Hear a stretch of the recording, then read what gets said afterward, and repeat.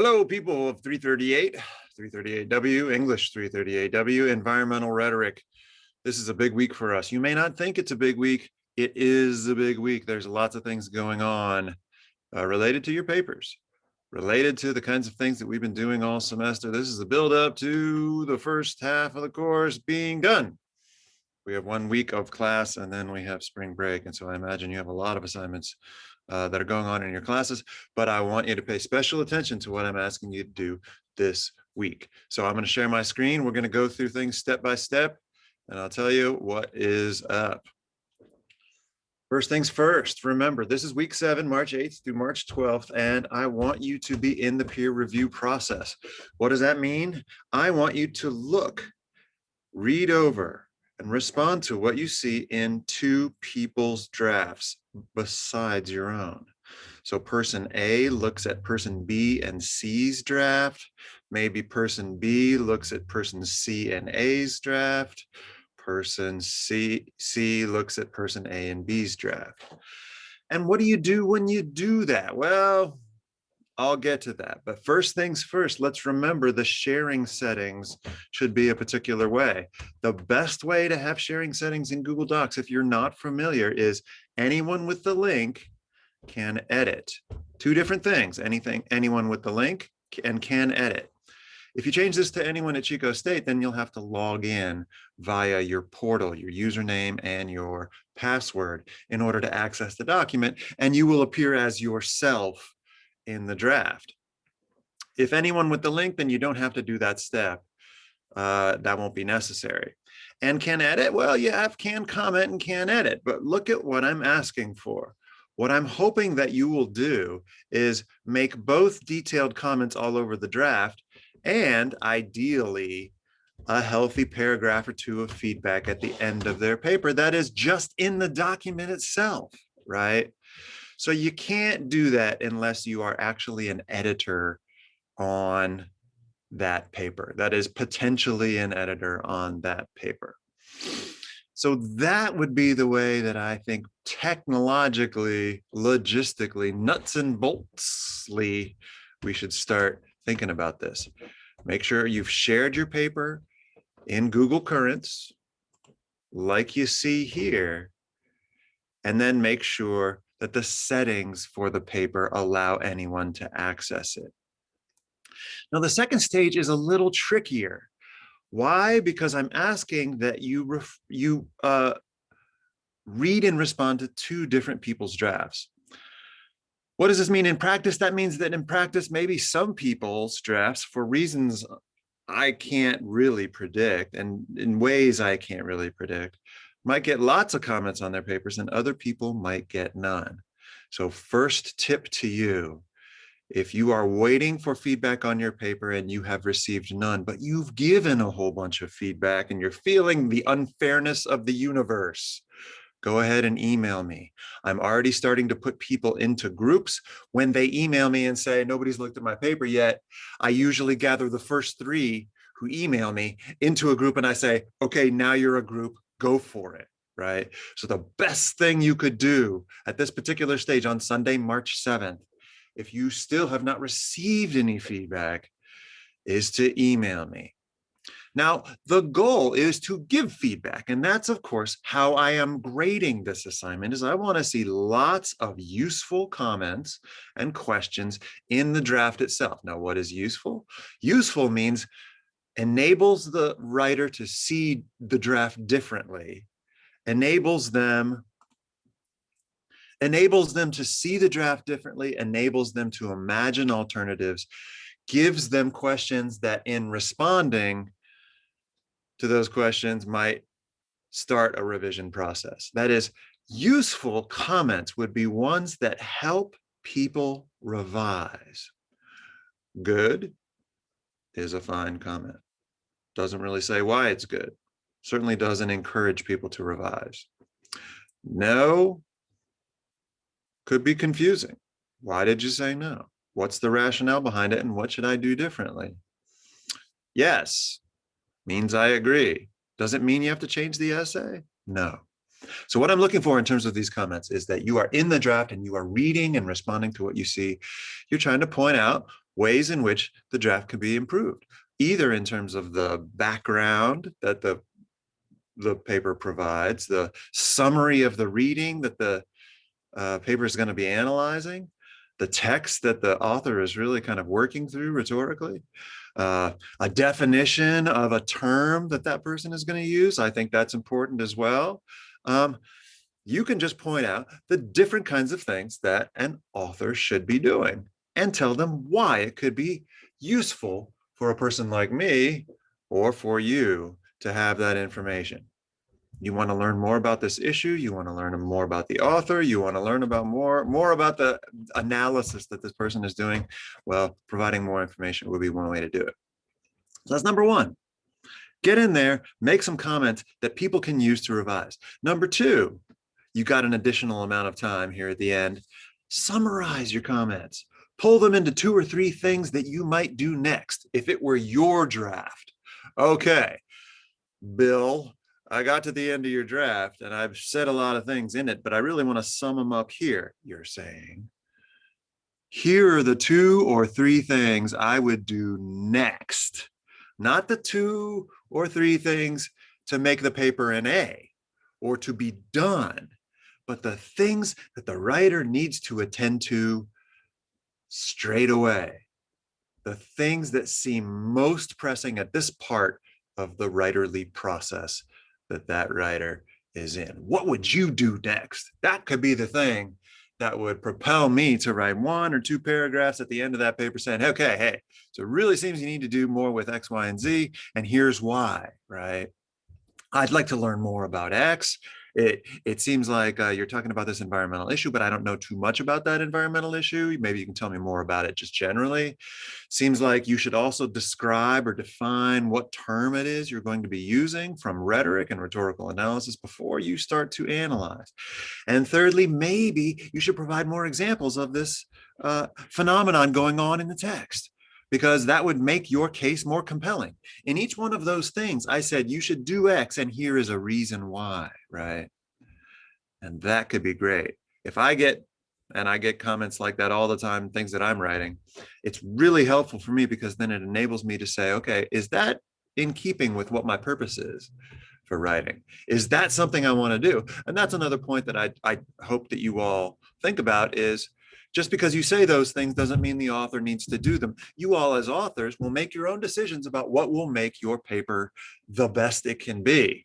But having lots of commentary and even contradictory commentary can be really useful for an author, because then you could say, well, you know, Bill said X, but Jamie said Y, and I got to think about this. You take some time, you try to figure out which one is going to be best for your paper with the goals that you have set for yourself, right?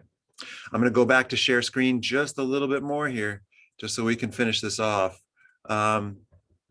So hoping that by Monday, you have made 2 peer reviews happen in 2 other people's drafts. I'm going to be going through each draft in its first draft form, and I'm going to make sure then that those comments are there and that they are useful, and I'll give you some kind of score for the work that you do there, right?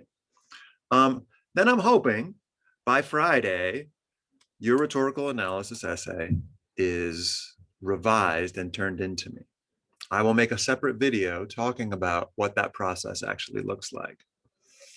But a couple of things just in terms of peer review that we might want to keep in mind as we move forward. Here is a process that I've laid out for you. The best thing to do when you start to do peer review is to read over the assignment prompt and then just read the draft from beginning to end, see where it is, see what's going on. Don't think you need to immediately go into an evaluative mode. Just read the draft like a human being. Then read a draft the second time and start to note the things that are going on. Does the essay have a central claim? I can never get that to work. A central claim or an argument, set that aside. Say, here is what I think your central claim is. That can be really useful for an author as well, because of course, maybe that's not their claim. Maybe that's not what their purpose was, right? Then also their uses of textual evidence. I want to see people analyzing texts. And the way that one does that, of course, is to point out particular rhetorical moves that are going on in a particular text. You know, a sentence, a phrase, a repeated use of a phrase, a quotation that stands out for you for its marked use of language. In those ways, I think you are doing textual analysis and it all adds up to something. It should support the claim that you're making about the rhetoric that you see there, whether it's effective or not, how it redefines an issue, what it does overall in terms of audiences, and so on.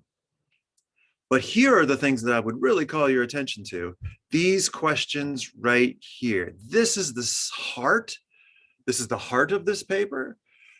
And responding to each one of these questions in your peer reviews will be really useful for an author, because this is the way that I want to construct a rubric and ultimately to score these drafts, is by asking myself as I read what the quality of the claim is, for example, how accurately the essay describes a rhetorical theorist, how effectively the essay uses evidence, what is the quality of the conclusion that appears in the essay, and so on. Now, this gets to the heart of why peer review is valuable. You may have had experiences in the past where peer review was not taught to you in any particular way, and thus it was not the most fulfilling experience, not the most edifying experience of your life, because you frankly were put in a group with two people whose papers maybe you didn't look at too carefully, and they didn't look at yours too carefully, and it was kind of the blind leading the blind. Well, I'm hoping that this process is a little bit better than that, because one of the things that we know about peer review overall, especially when you are working with specific questions like this, is that it has the ability to help the peer reviewer as much as the peer reviewee. What does that mean? It has the ability to help the reader of the essay as much as the writer. You and your very specific focused comments will be able to give people help that they can use in a revision of this draft. Great.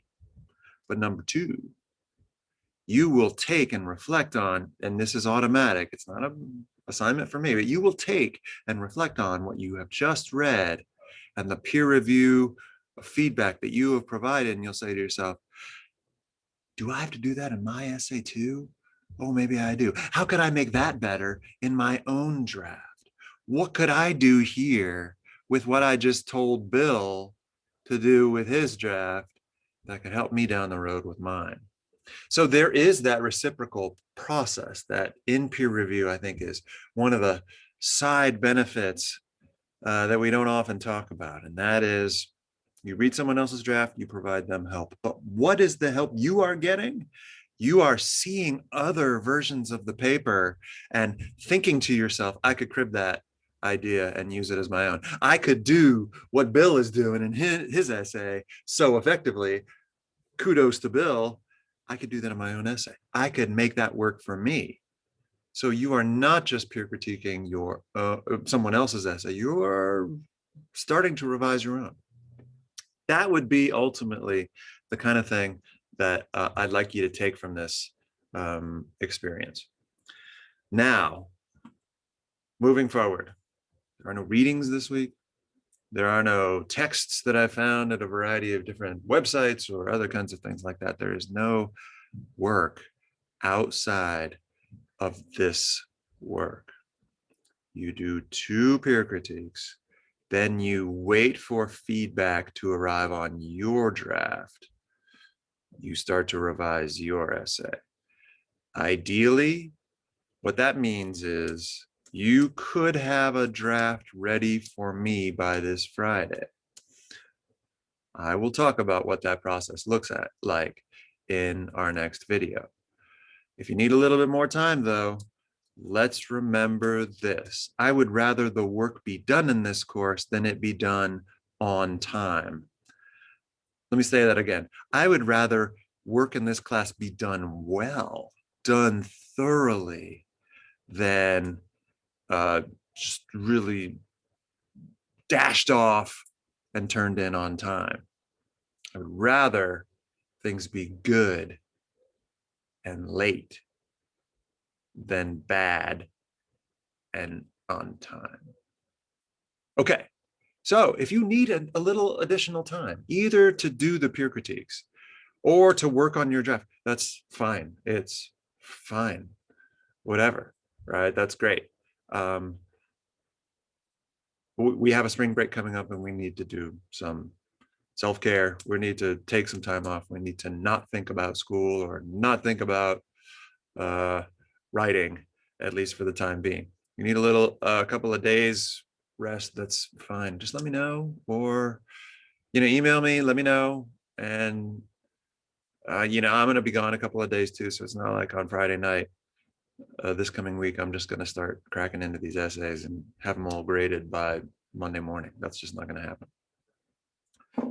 So okay, some things to do. They're important to me, and I'm going to grade you on the extent to which you give peer critiques to other people. I want to see that you have left some peer critique comments. And if you are anonymous in someone else's draft, I won't be able to tell who's making those comments. You need to sign your work somewhere. You need to say by Chris Fosen somewhere in a comment, and or in those healthy comments, healthy paragraphs that you write at the end of someone's paper. Okay, thank you. Big, long video. Sorry about that, but I will make another one talking about the final draft. Not final, final to me, the one that I will read coming up.